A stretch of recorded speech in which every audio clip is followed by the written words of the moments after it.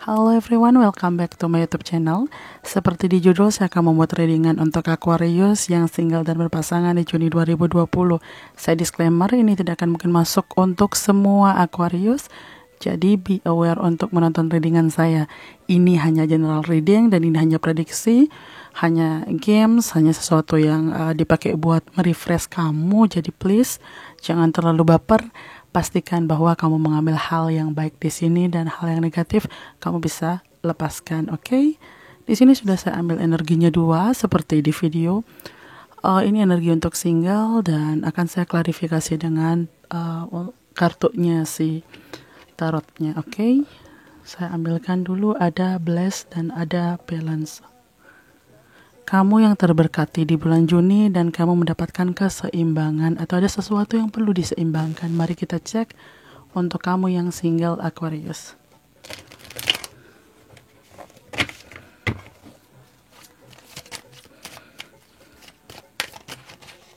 Oke, ada yang namanya karma, ada yang namanya takdir. Oke, sesuatu yang terjadi dalam hidup kamu tentu merupakan bagian dari apa yang telah kamu perbuat. Entah kamu membuat itu secara sengaja ataupun tidak, semua itu sudah tercatatkan dan tidak bisa dielakkan. Tapi tetap Tuhan memberkati kamu. Oke, untuk yang Aquarius, kita lihat di bottom of the deck-nya ada sesuatu yang hancur secara tiba-tiba. Entah itu ego kamu yang hancur secara tiba-tiba atau finansial kamu mungkin di sini. Hati kamu juga hancur di sini, sepertinya Aquarius lagi dirombak di Juni 2020. Mungkin finansial hancur merembet juga dengan yang namanya hati, atau merembet juga dengan yang namanya hubungan dengan sekitar. Feeling juga bisa, dan mungkin beberapa di antara kamu juga masih memiliki energi ikatan, artinya belum move on dengan pasangan kamu sebelumnya. Makanya di sini masih kuat energi, kamu belum ingin mencari yang lain karena kamu belum selesai dengan energi kamu dengan seseorang di masa lalu. Namun di bulan Juni, hal yang cukup baik terjadi untuk kamu, meskipun ada card yang kurang baik atau kurang kalau dibilang kurang baik sih sebenarnya enggak juga, karena meskipun dalam kondisi sakit, kondisi hati yang menderita, ada seseorang yang masih menjaga kamu, dan tentu kamu tahu dia adalah orang-orang terdekat kamu yang pasti akan mensupport kamu meskipun kamu ada dalam keadaan bagaimanapun. Tidak semua orang bisa ada dalam posisi mengetahui orang lain buruk agar bisa memperbaiki diri. Jadi tidak semua orang menerima kesempatan mengetahui orang-orang di sekitar dia tuh ternyata bukan orang-orang yang baik. Ketika kamu mengalami sakit karena menyadari sebuah kejujuran dan kepahitan, itu akan lebih better ketimbang kamu ada dalam lingkungan yang bahkan kamu tidak tahu ternyata tidak benar-benar mensupport kamu. Nah, di sini saya rasa kejadiannya ini mungkin sudah beberapa bulan yang lalu dan juga bisa masuk ke beberapa bulan ke depan. Karena kenapa? Di sini energinya masih sangat kuat. Kondisinya masih belum benar-benar stabil. Kenapa saya bilang begitu? Kamu lagi membangun yang namanya komitmen kamu membangun yang namanya usaha kamu di sini mungkin ya.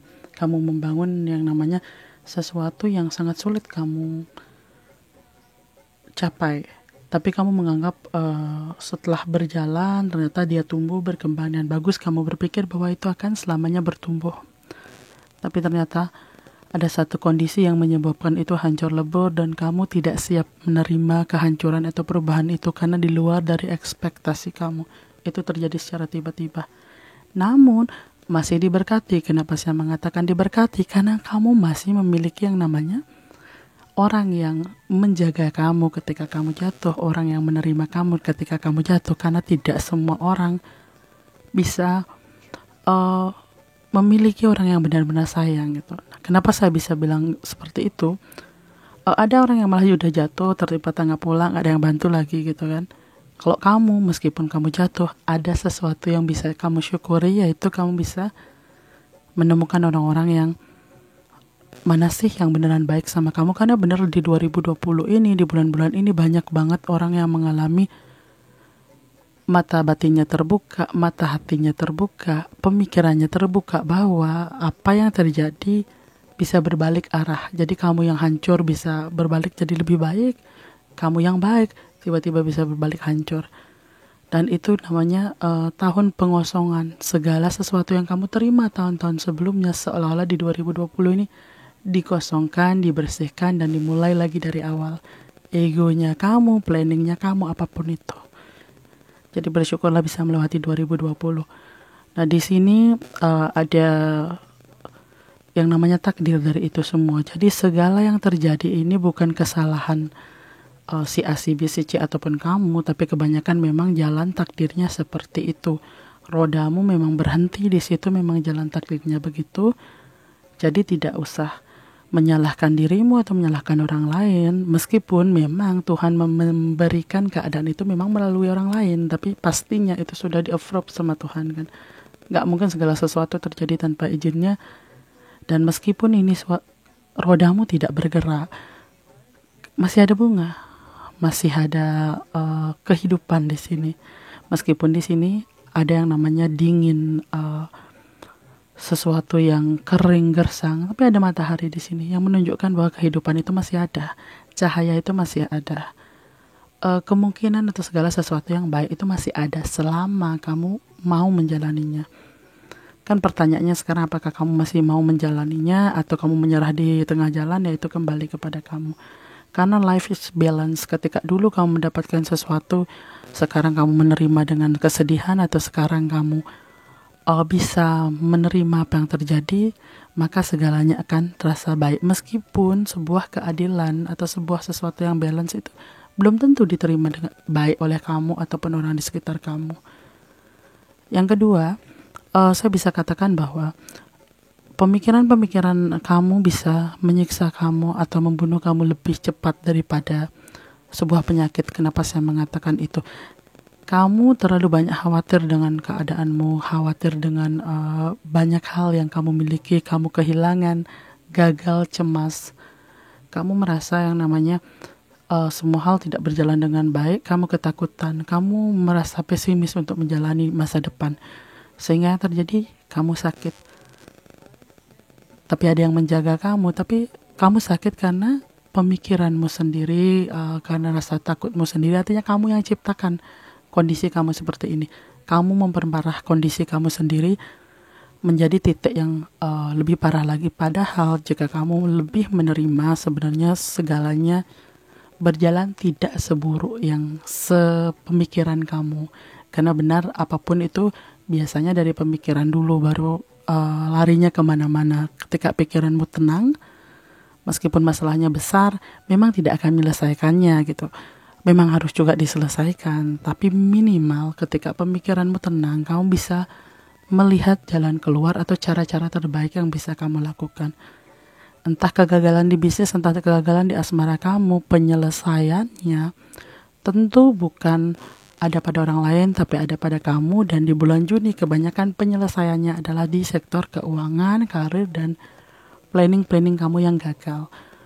Untuk urusan cintanya kamu sudah merasa menaruh seseorang di dalam hati kamu, namun belum bisa kamu gantikan oleh orang lain. Dikarenakan memang kamu belum kelar dengan energi pasangan kamu sebelumnya. Rasa yang kamu punya dengan pasangan kamu sebelumnya masih ada. Artinya move on-nya kamu masih belum clear, energimu masih belum clear, healingmu juga masih belum clear. Dan selanjutnya memang saya rasa sih ini kayaknya kamu lebih ke karir keuangan kamu, sehingga berpengaruh juga ke kesehatan, karena kamu pasti stres, cemas, panik. Jangan dipikir stres dan depresi itu adalah penyakit yang gampang. Justru ini sebenarnya penyakit yang sangat susah sembuh. Karena itu kembali ke bagaimana cara kamu mengobatinya. Nah di sini kecemasan kamu akan pada akhirnya membawa hal yang baik. Kenapa saya mengatakan membawa hal yang baik dan ini bless?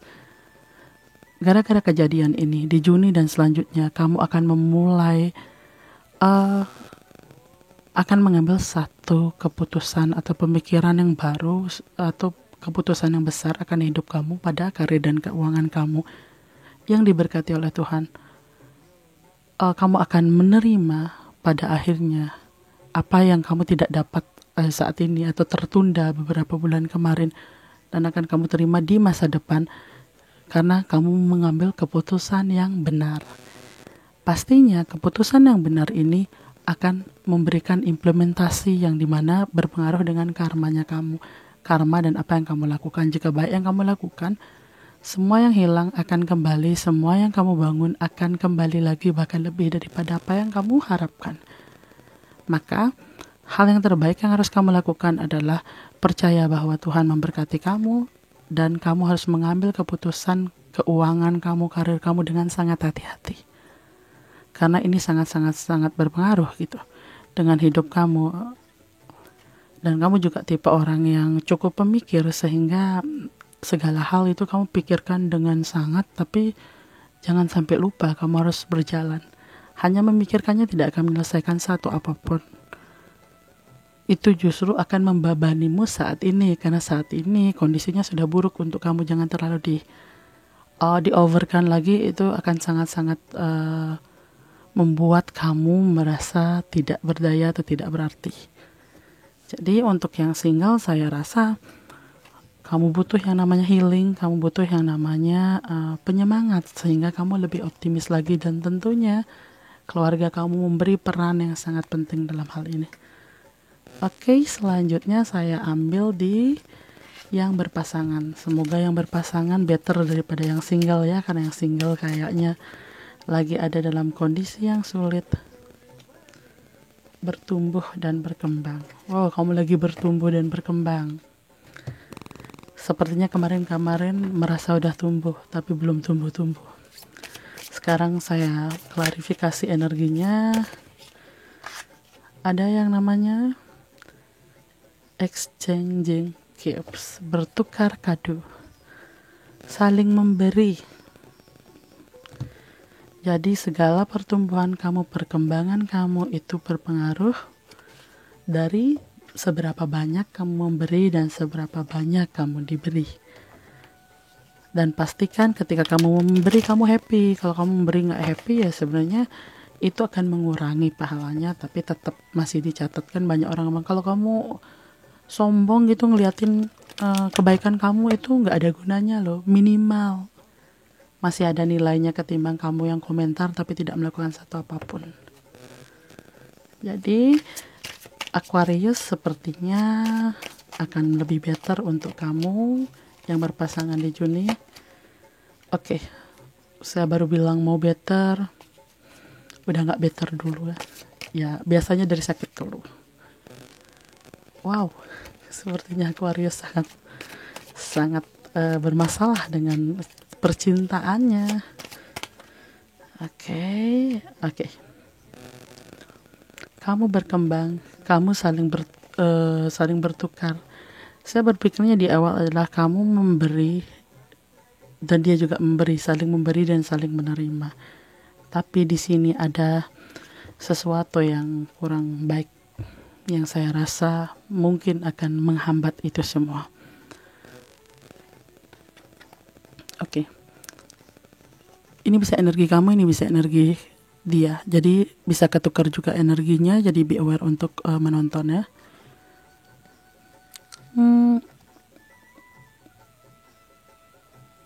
Ada yang namanya kepalsuan di sini. Saling memberi, tapi tidak benar-benar saling bahagia. Salah satu merasa memberi lebih dan salah satu merasa menerima kurang. Sulit. Akan sangat sulit diselesaikan karena ego kalian masing-masing masih sangat tinggi.